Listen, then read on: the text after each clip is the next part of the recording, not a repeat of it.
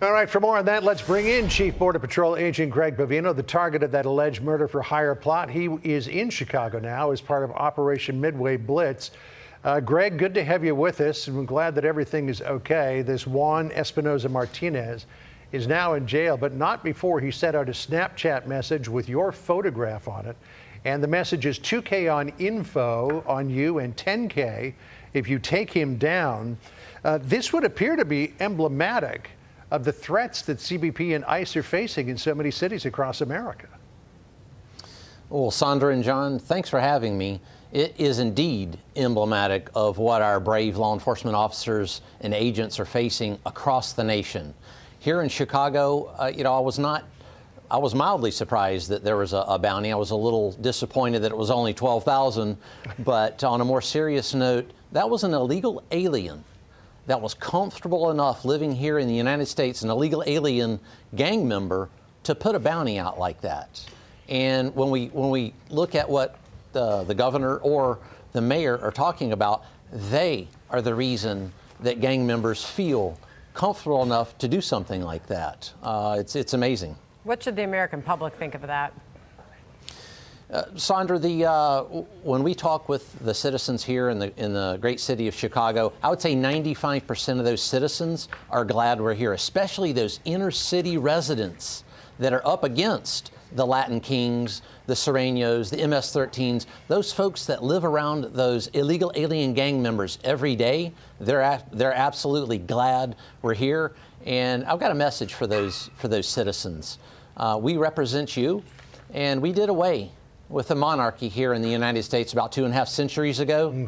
There are no kings in America. We're going to see to that. All right, so the Democrats, at the same time as all of this is going on, appeared to continue the inflamed rhetoric that a lot of people say led to incidents like that shooting in Dallas a couple of weeks ago. Listen to Illinois' governor here. Let me be clear.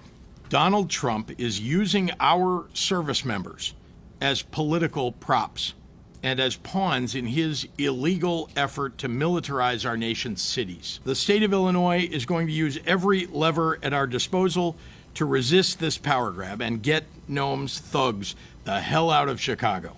Get Noam's thugs the hell out of Chicago. What do you think of language like that? Yeah, utilizing language like thugs or Nazis or jackboots, and the other things that governor says is it's reprehensible. That contributes to violence, especially amongst his weaker-minded constituents that actually listen to what he says. That causes violence. We see that violence every day, and he's setting his constituents up for failure when they take action against law enforcement. It's unbelievable that an elected representative is saying things like this and causing his constituents to go against law enforcement. Greg, what's the risk to this governor and the mayor of Chicago if they continue to deny the reality on the ground in that city? Sandra, people get hurt. We saw that with the young lady that tried to run over the Border Patrol agent a couple of days ago.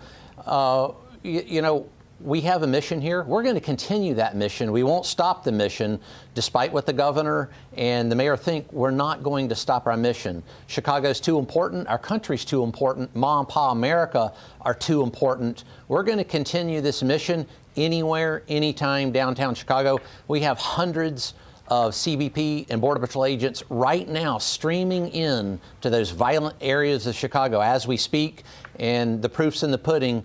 We're coming, and if you're an illegal alien, or especially an illegal alien gang member, I would self-deport now, or we'll do it for you. Chief, I wanted to ask you for your thoughts on this incident that happened on Saturday, and that was the Chicago police response, or lack thereof, to an incident that occurred outside of that Broadview station where some people had rammed their cars into Border Patrol and ICE vehicles. They boxed agents in. We had this computer-aided dispatch system readout from Chicago at 12:28 in the afternoon.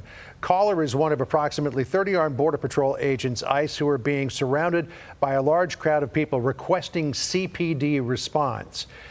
6 minutes later, it comes in. Chief of Patrol says no units will respond to this.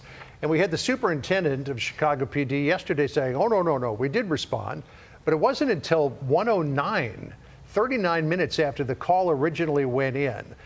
And whether or not the Chicago police eventually did respond to the request, it would appear that someone told them not to respond. And that's a big issue. It is a big issue. And in talking with that rank and file, those rank and file police officers on the street, I talk to them quite often, almost daily. They support this mission. However, they report to Mayor Johnson. Mayor Johnson will fire those law enforcement officers if they cooperate with Border Patrol, CBP, or any immigration officer. And I think that's where the problem is here. It's those elected representatives here in Chicago that have actually handcuffed their own police officers and prevented many violent criminals from being arrested. Sir, we appreciate you coming on.